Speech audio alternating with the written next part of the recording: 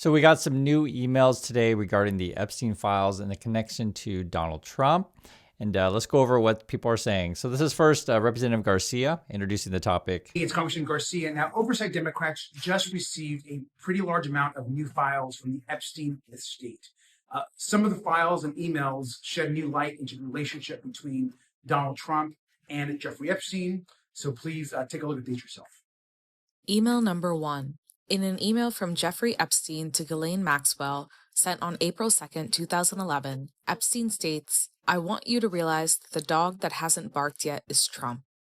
Victim, spent hours at my house with him. He has never once been mentioned. Police chief, etc. I'm 75% there."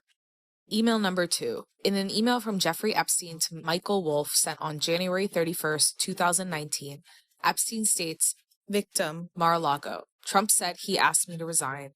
Never a member ever, of course. He knew about the girls as he asked Ghislaine to stop." Email number 3. In an email from Michael Wolff to Jeffrey Epstein sent on December 16th, 2015, Wolff says to Epstein, "I think you should let him hang himself. If he says he hasn't been on a plane or to the house, then that gives you valuable PR and political currency." As you can see, it's more critical now than ever that the Department of Justice release the full files.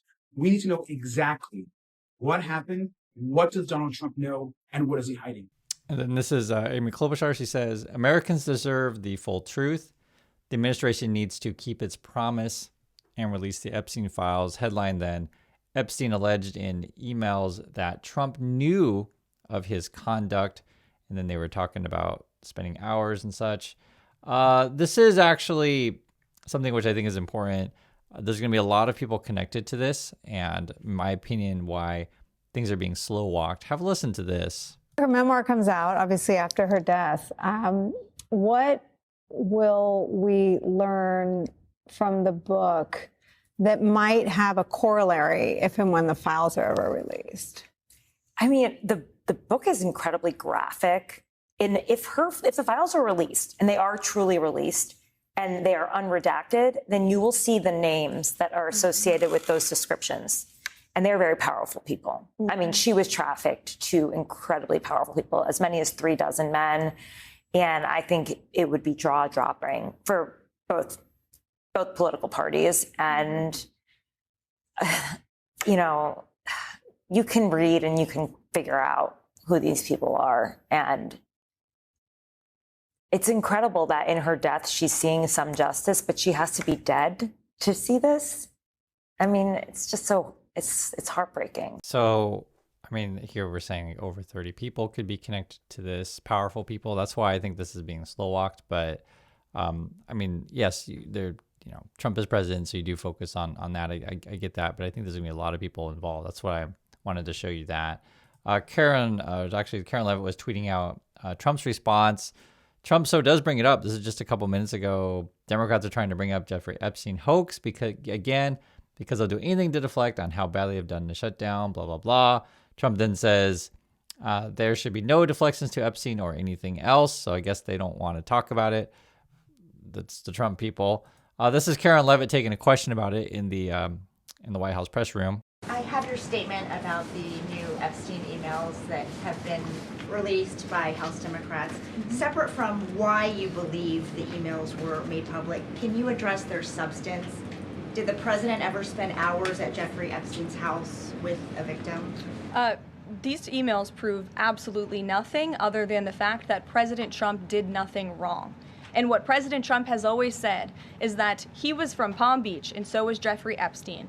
Jeffrey Epstein was a member at Mar-a-Lago until President Trump kicked him out because Jeffrey Epstein was a pedophile and he was a creep.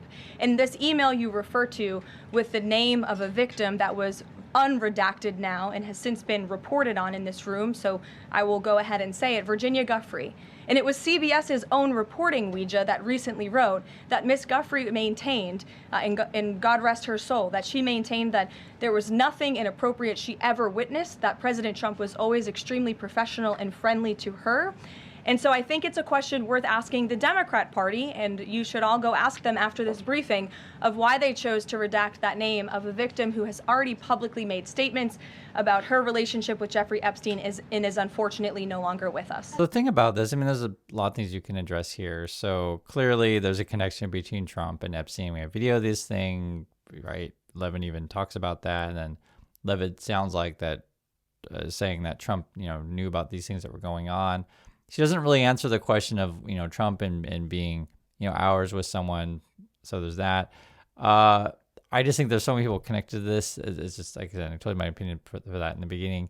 But I also wanted just to bring up the point that there's an odd situation to where if all this stuff and there's nothing, going to hurt, damage Trump, just for example, let's say there's nothing going to damage Trump, then why would you slow walk it? Right? So that would be one question. And the other would be, is there certain people that Trump may promise you not to release said things? That's kind of what I'm wondering. This is also Representative Garcia talking about it some more. What do you hope comes of this release of these emails today? Well, what we hope is that the White House fully release the Epstein files. I mean, they have right now in possession the entire files. And I think the emails that were released today, again, just raise so many more questions. It's clear that Donald Trump had a relationship with Jeffrey Epstein. Jeffrey Epstein is talking about, I think, pretty serious stuff, disturbing stuff in these emails. And I think it once again asks the question is why won't Donald Trump fulfill his campaign promise and release all the files? What do you say to Republicans' accusations that you guys aren't releasing all of these with the full context? We release everything that we get. And so people can look and read the emails and make the judgment for themselves. We encourage people to do so. We also think that Republicans should release everything they have in their possession, as we do as well. And so we want every single piece of correspondence to be released.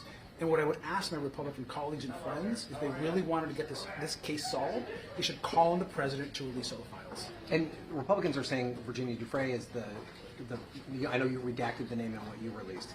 She has said repeatedly that President Trump, she didn't see him doing anything wrong. How do you think that works into the context of what you released? Obviously, she unfortunately is not with us anymore. What I will say is we will never release the names of victims or survivors. That has been a request from the families. And so what Republicans choose to do is on them.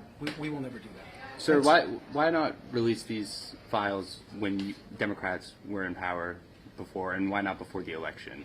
Well, obviously, I don't know what was there, but that's a good question because I also think that during the last administration, all the files have been released, and so I would love to ask Merrick Garland and others why weren't all these files released when we had them in our possession?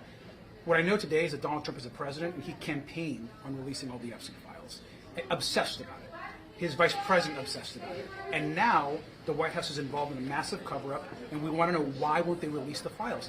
All of this can get solved right now if they release all the files. And I noticed an interesting pattern. So the way the Republicans and the Trump people are trying to defend this is like, oh, this is just a distraction and a political attack, and there's nothing there. But then again, it doesn't really address the main issue. So if there's nothing there, why don't you just release the files, right? Like clearly there's a reason why they haven't done so. And we'll find out. And again, my opinion on this, I think there's so many people connected to it is why. What the connection between Trump and this, there is something, right? They knew each other. Epstein was hanging out in Mar-a-Lago. I mean, it's not like you can say I didn't know the person, then blah, blah, blah. And then you got the whole fiasco with the whole birthday card thing that we talked about earlier. I think more and more stuff will eventually come out. The question is, how long? Is it some sort of, promise that Trump made to someone that's like, powerful donor or whatever? I think that's probably the likely situation, but I don't know. Then that's why you would release said files. So I'd like to hear you guys' thoughts on this one. I do appreciate your time, and I'll catch you on the next video.